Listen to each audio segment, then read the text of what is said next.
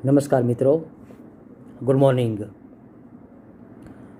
શ્રી અને શ્રીમતી પી કે કોટાવાલા આર્ટ્સ કોલેજમાંથી ગુજરાતી વિષય સાથે આપ સૌ એમએનો અભ્યાસ કરી રહ્યા છો ત્યારે આપ સૌએ સેમિસ્ટર 1 સેમિસ્ટર 2માંથી પસાર થઈને આપ જ્યારે સેમિસ્ટર 3માં પ્રવેશ્યા છો ત્યારે આપ સૌનું ફરી એકવાર હાર્દિક સ્વાગત છે. મિત્રો, જે રીતે સેમિસ્ટર 1માં સેમિસ્ટર 101, 102, 103, 104, 105 એમ 5 પેપરમાંથી આપ પસાર થયા, એવી રીતે સેમિસ્ટર 2માં 201, 202, 203, 204, 205માંથી પસાર થયા. એ જ રીતે હવે સેમિસ્ટર 3માં સેમિસ્ટર 3 છે એટલે આગળ 3 લાગશે અને એ રીતે પેપર નંબર 301, 2, 3, 4 અને 5માંથી આપે પસાર થવાનું રહેશે. એના અનુસંધાનમાં જે પેપર નંબર જેને આપણે કહીએ છીએ CC કોર કમ્પલસરી 304 શીર્ષક એનું આપણી યુનિવર્સિટી આપેલું છે, તુલનાત્મક સાહિત્ય. આજે મિત્રો કોઈ મુદ્દાની વાત ન કરતા અભ્યાસક્રમ વિશે વાત કરવી મને વધુ જરૂરી લાગે છે. હું જાણું છું એમ સૌપ્રથમ આપણે જ્યાં પહોંચવું છે એની આપણને પૂરેપૂરી ખબર હોવી જોઈએ. વર્ષ દરમિયાન અથવા તો સેમિસ્ટર દરમિયાન આપણે જે ભણવાનું છે, જે મુદ્દાઓ છે, જે યુનિટ છે, એની આપણને પૂરેપૂરી ખબર હોવી જોઈએ. એટલે એક આપણી અનિવાર્ય આવશ્યકતા બને છે કે આપણી સામે આપણો સિલેબસ પ્રશ્ન પેપર વાઇઝ આપણી સામે હોવો જોઈએ.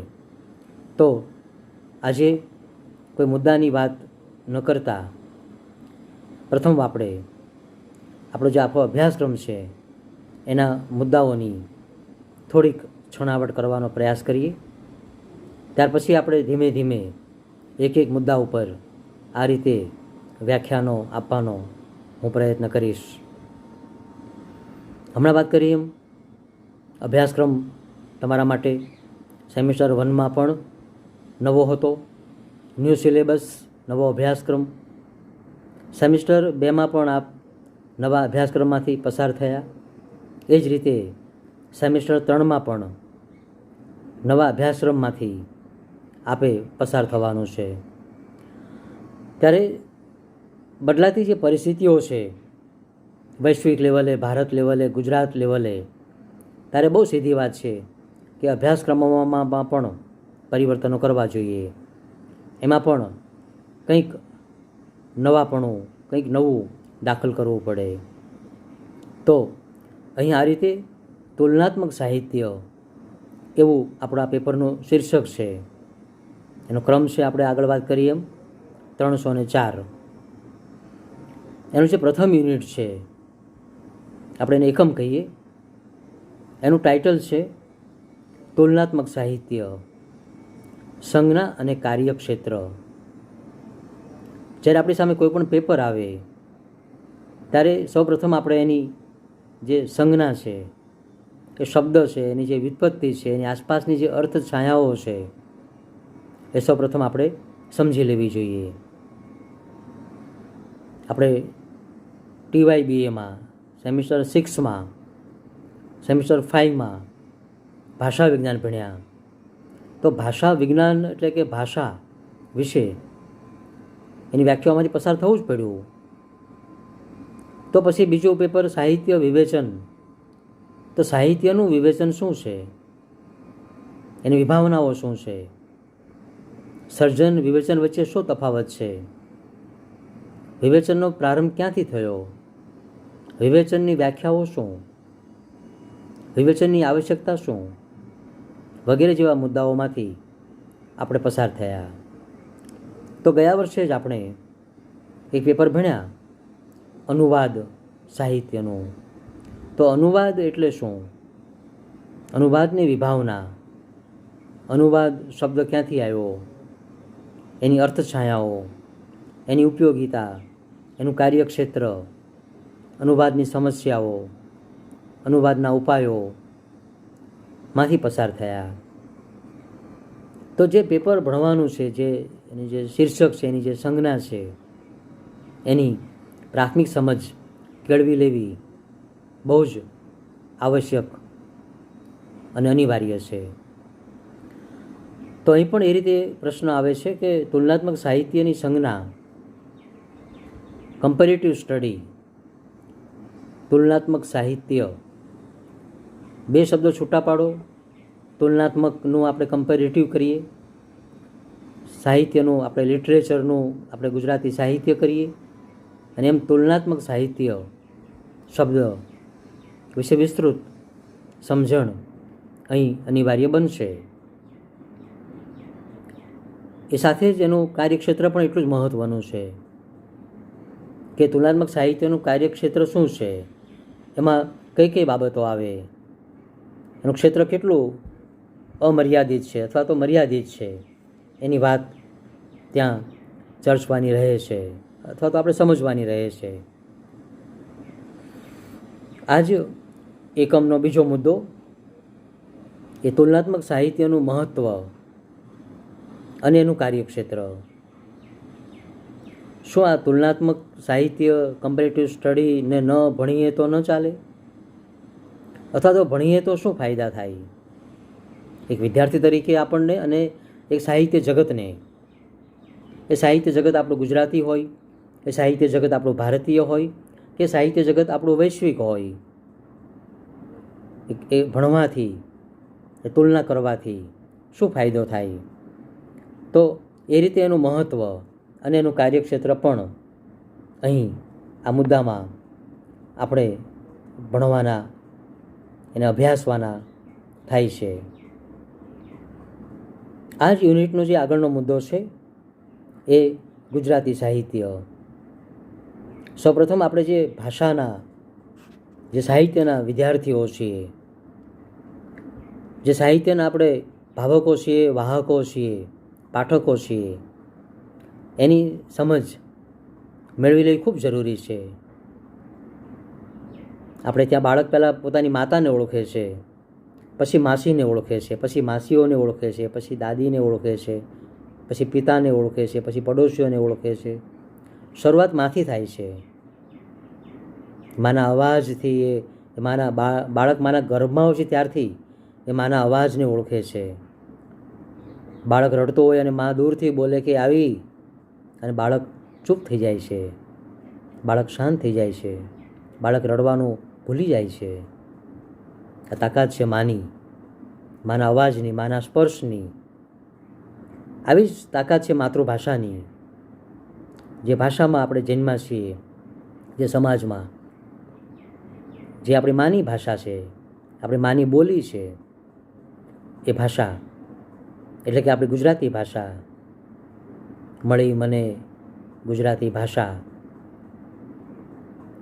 કોણે કોણે એના માટે પ્રયત્નો કર્યા ગુજરાતી ભાષાને સમૃદ્ધ કરવાના? એમાં ભાલણ, એમાં નરસિંહ મહેતા, એમાં પ્રેમાનંદનું યોગદાન જરાય ઉતરતું નથી. આવી મીઠી ગુજરાતી ભાષા, જેને આપણે માતૃભાષા કહીએ, એનું જે સાહિત્ય, ભલે બધી જ ખબર ન હોય, પણ નોંધપાત્ર સર્જકો, નોંધપાત્ર સાહિત્ય કૃતિઓથી વાકેફ થવું આપણા માટે અનિવાર્ય છે. વિશેષ કરીને જ્યારે આપણે સાહિત્યના વિદ્યાર્થીઓ છીએ ત્યારે, જ્યારે ગુજરાતી સાથે આપણે MA થવા જાઓ છો ત્યારે વધુ આવશ્યક છે.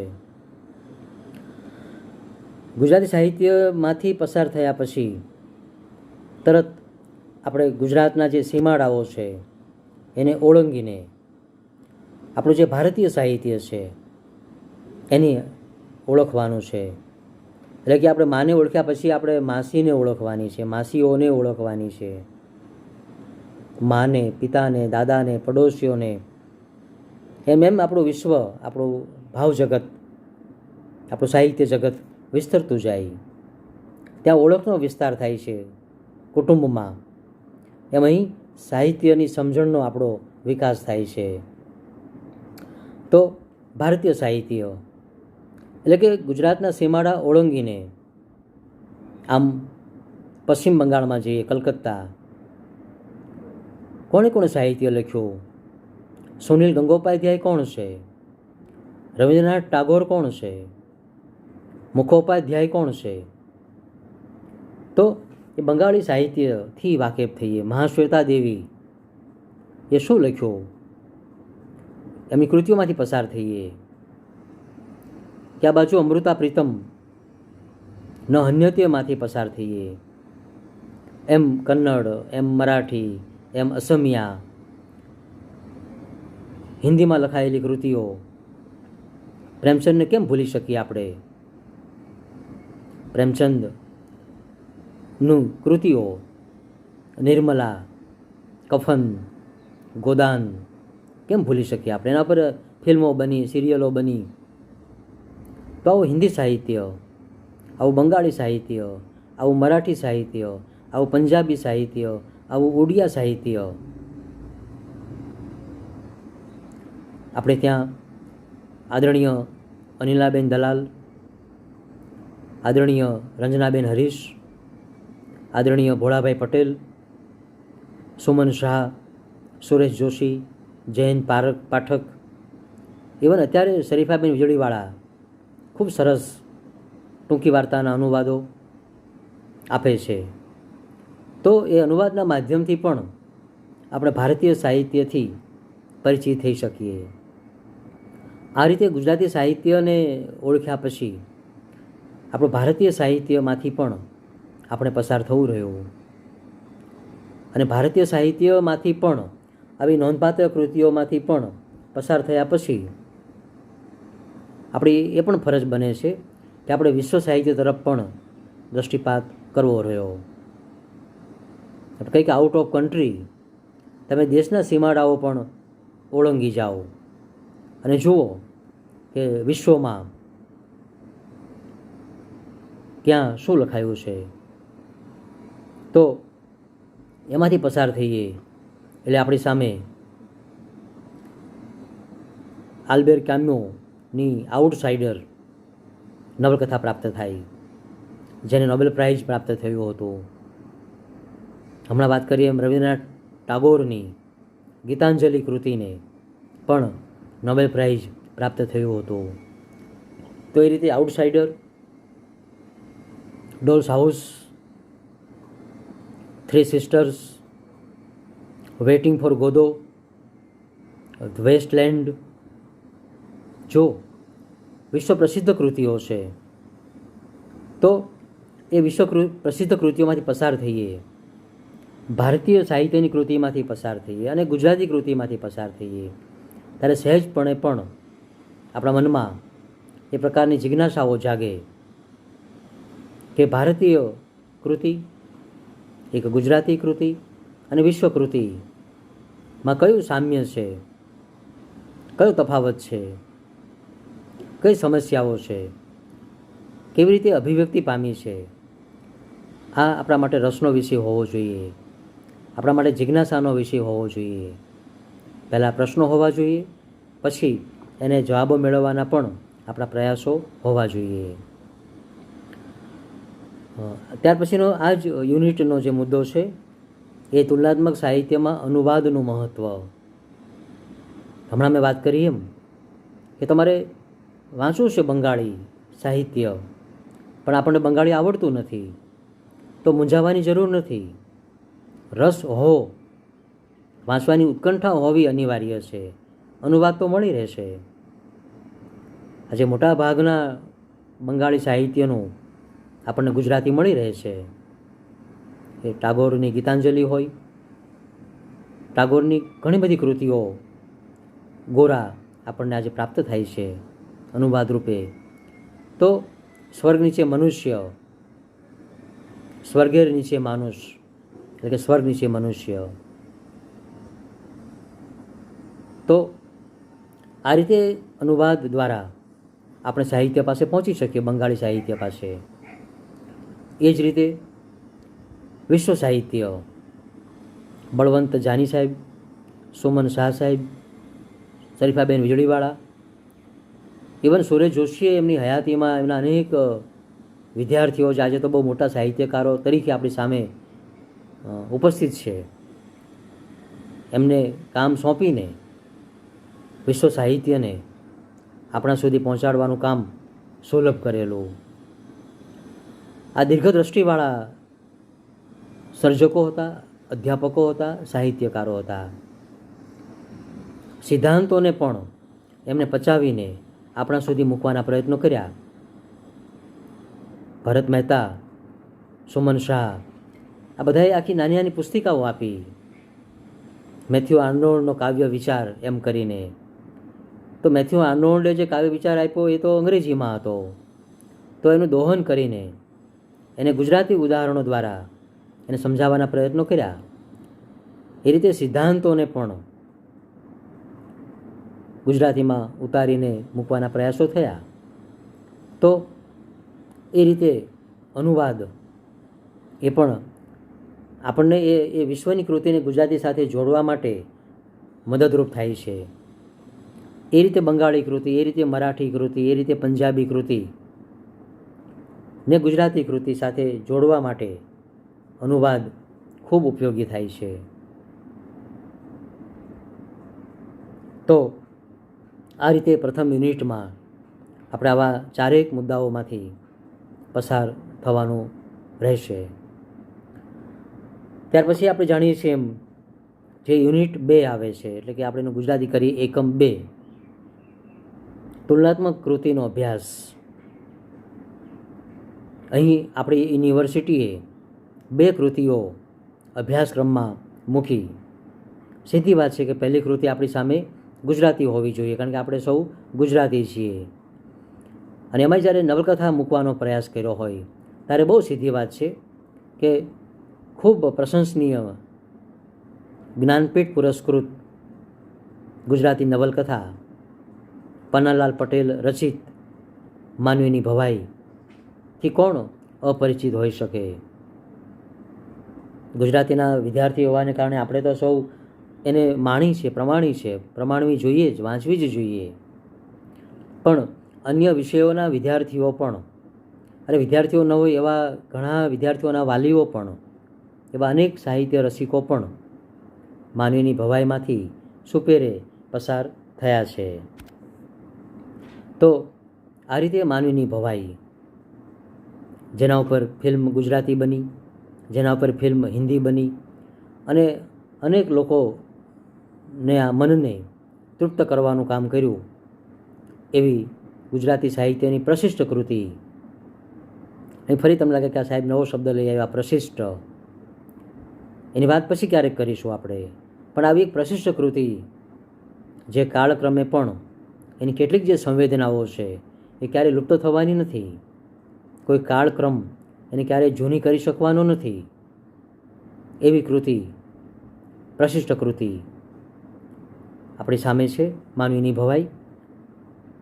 સમયના અભાવે આપણે એને બહુ વિસ્તારથી નહીં ભણી શકીએ, પણ એના જે મહત્ત્વના જે અંશો છે, મહત્ત્વની જે ઘટનાઓ છે, મહત્ત્વના જે પાત્રો છે, એની વાત કરવાનો આપણે પ્રયાસ કરીશું. તો એની સામે ભારતની બહાર જતા એક વિશ્વકૃતિ, વૈશ્વિક કૃતિ એ પલબર્ગ રચિત ગુડ અર્થ નવલકથા છે. એટલે બંને નવલકથાઓ છે, બંનેનું વિષય વસ્તુ ઘણે અંશે સામ્ય ધરાવે છે. અહીં એ વાત કહેવાનું મને ચોક્કસ મન થાય કે તુલના એવી કૃતિઓની થાય કે જેમાં થોડે ઘણે અંશે પણ સામ્ય હોય. બે સ્વરૂપો સાવ ભિન્ન છે, એટલે કે નવલકથા અને નાટકની તુલના કદાચ થઈ શકે, પણ એના કરતાં જ્યારે બે નવલકથાઓની તુલનાઓ થાય, બે નાટકોની તુલનાઓ થાય, બે કાવ્ય સંગ્રહોની તુલનાઓ થાય, ત્યારે એમાં વિશેષ આનંદ પ્રાપ્ત થાય, વિશેષ રસ પડે. તો આ રીતે જ્યારે બે એક જ ફોર્મ જેને કહેવાય ની નવલકથાઓ, એટલે કે બે નવલકથાઓ બંને અલગ અલગ કન્ટ્રીની, અલગ અલગ દેશની, અને બંનેમાં રહેલું સામ્ય એ અહીંયા આપણા અભ્યાસક્રમમાં અહીંયા આપણે એ મૂલવવાનું થશે. હું બંને કૃતિમાંથી પસાર થયો તમારી સામે ઉપસ્થિત થવું એ પહેલાં. અને બંનેમાં જે સામ્ય છે એ બંને એ જે તે દેશની, એટલે કે જે ગુડ અર્થ છે પલ બર્કની, એ ચાઇના, ચીન, અને ચીનમાં પણ ગામડાઓ હોઈ શકે, અને આપણું ગુજરાતનું ગામડું મેઘરજ, સાબરકાંઠા, પાનાલાલનો પ્રદેશ, માંડલી અને છપ્પનિયો દુકાળ. તો ચીનમાં પણ દુકાળ પડે, ત્યાં પણ એક ગામ હોય. તો એ દુષ્કાળની વાતો, એ ગામડાની સમસ્યાઓની વાત બંને કૃતિમાં કેન્દ્રમાં છે. એ બહુ વિસ્તારથી જ્યારે આપણે એમાં જઈશું કૃતિમાં ત્યારે વાત કરવાનો પ્રયાસ કરીશું. પણ આ રીતે હું ઘણીવાર પીએચડીના કોર્સ વર્કમાં આપણી યુનિવર્સિટીમાં વાત કરતો હોઉં છું તુલનાત્મક સંશોધન પદ્ધતિઓ વિશે. ત્યારે વાત કરતો હોઉં છું કે એક જ સર્જકની, એક જ ભાષાની કૃતિઓની તુલના કરવાનો કોઈ બહુ મતલબ નથી. પન્નાલાલ પટેલ અને પીતાંબર પટેલની નવલકથાઓનો તુલનાત્મક અભ્યાસ શું કરીશું? આનું શા માટે કરીએ આપણે? બંને ગુજરાતી, બે જાનપદી નવલકથાકારો, બંનેમાં રહેલું ઘણું બધું સામ્ય.